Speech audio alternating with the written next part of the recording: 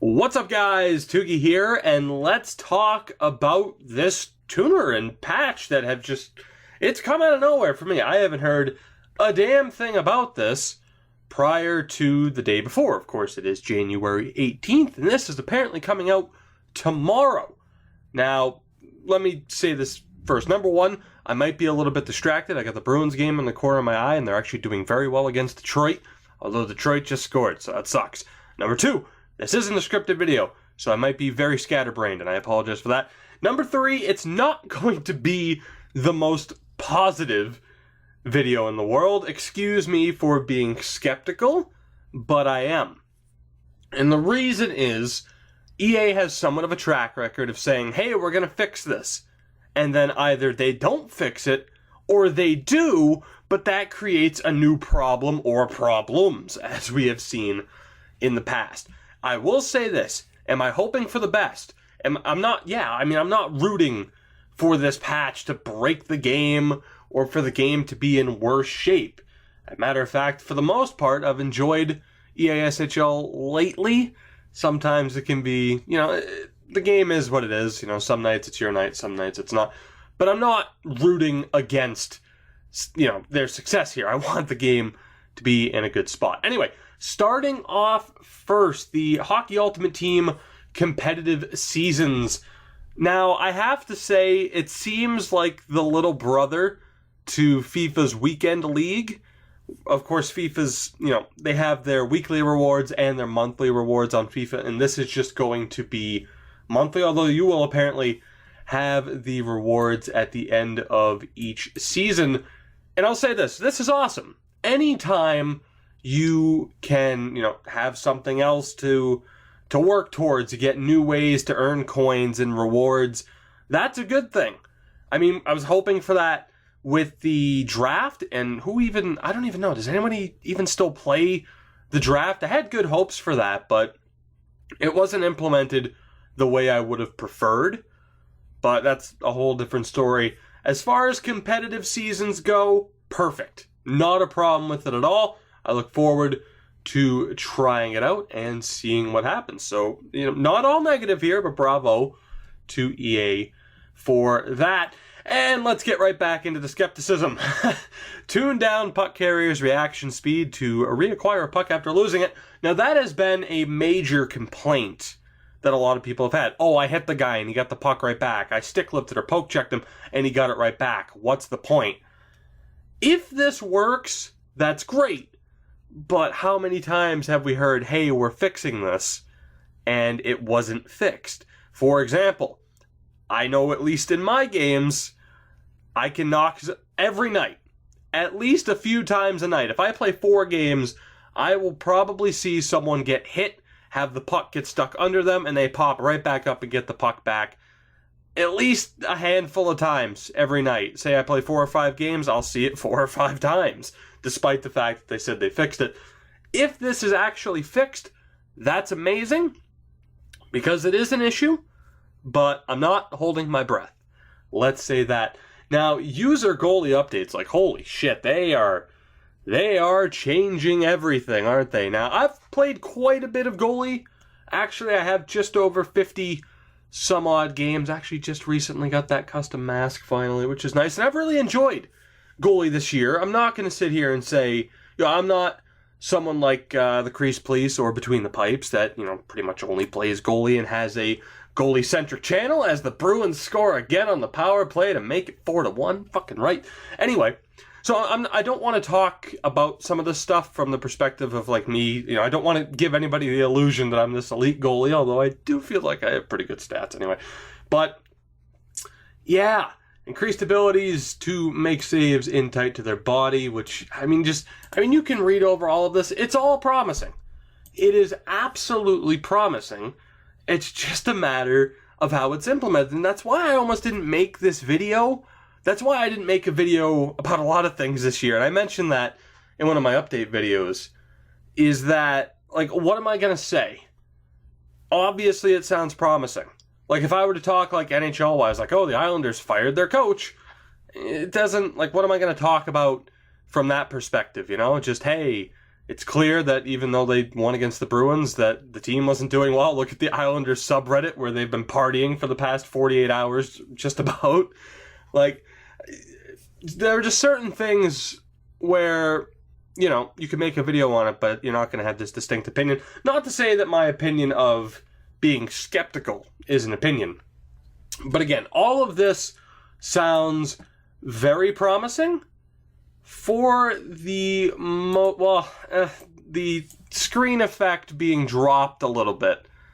That's one thing that I kind of have an issue with. Now, in this game, in NHL 17, I do feel like my team gets rewarded more for working the front of the net than in years past. But also, they've already kind of reduced that from where it was in the beta. I felt like in the beta, if you were to screen the goalie and you'd have good net front traffic, you would get rewarded, let's say 1 out of 10 times, like quality chances. I'm not just saying someone's in front, shoot it from the sideboards, it goes in. I'm talking quality chances. I am concerned that this could result in just, you know, going back to kind of the gameplay that we always had, and that working the front of the crease won't be as effective as it's been in, you know, in the game and in years past. I don't know. That concerns me, is all I am saying. But yeah, for the most part, it's positive, them reducing the screen effect slightly. How big is slightly? That is the question. Moving on. My God, the player class updates. Now again, a shitload of goalie changes. And I am intrigued to see how this all pans out. Of course, you know, other channels will go a bit more in-depth with it, but more diversity. A bigger difference between the three builds, which is, you know, really what there should be.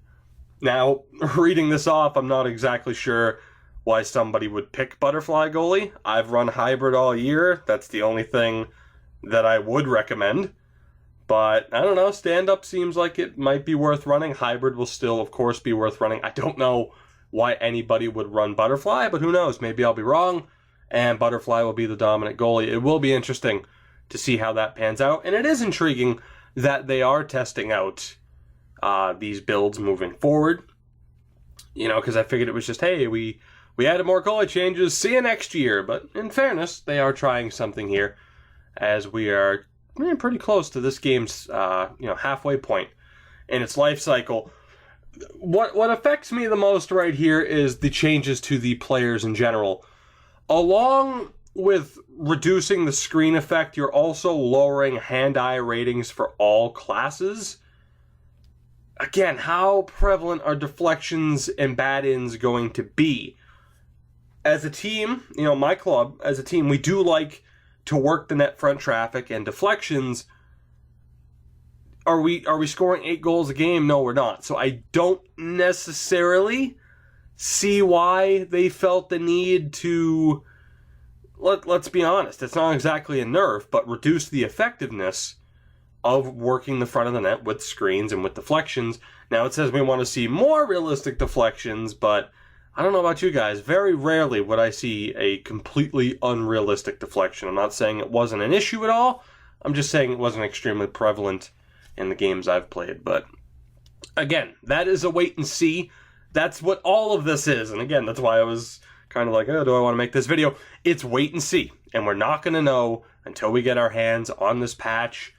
I know I won't feel comfortable in deciding how I feel about the patch until I get about 20, 25 games in. I'm not going to be the type of person to go, oh, I played 3 games, it sucks. Like, just you can't do that. You need a decent sample size. Anyway, lowered the shooting attributes of Grinder, Power Forward, and Enforcer, and lowered the passing attributes for the Grinder. Now, they might not be completely nerfing the screen, the screen effect and deflections. They are absolutely nerfing the Grinder, which is a bit of a shame. Grinder has been my go-to build this year. Now, while I don't know, it's tough. Do I think the passing and the shooting were too good on the Grinder? Not necessarily. I mean, the Grinder for me had very inconsistent shooting, as you would expect. Some shots, perfect snipe. other shot, same spot, I'd miss the net by 10 feet.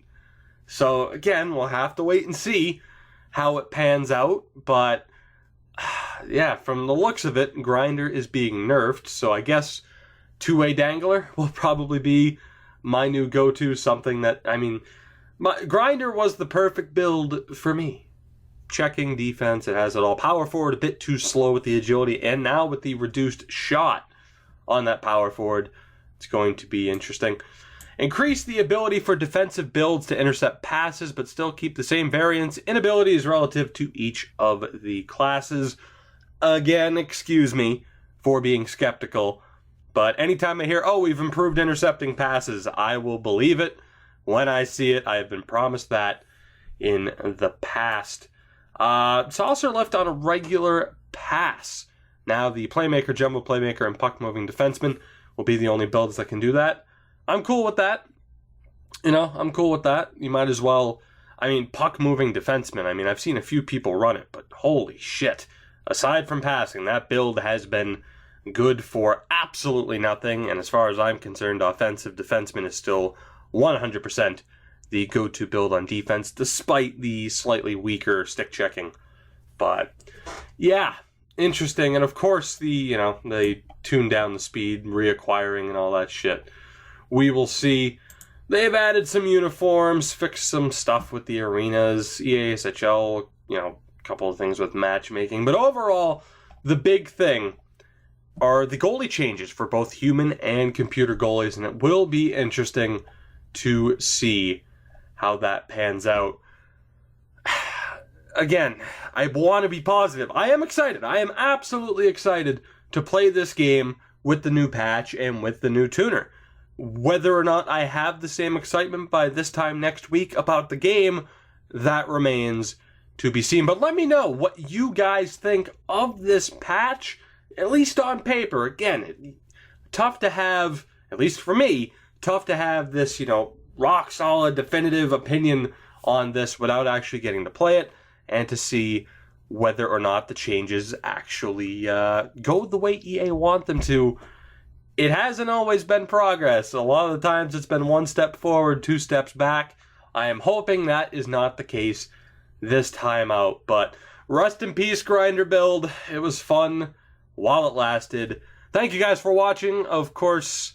And, yeah, you know what to do. The likes, the subscribes, and all that fun stuff. And I will see you guys later.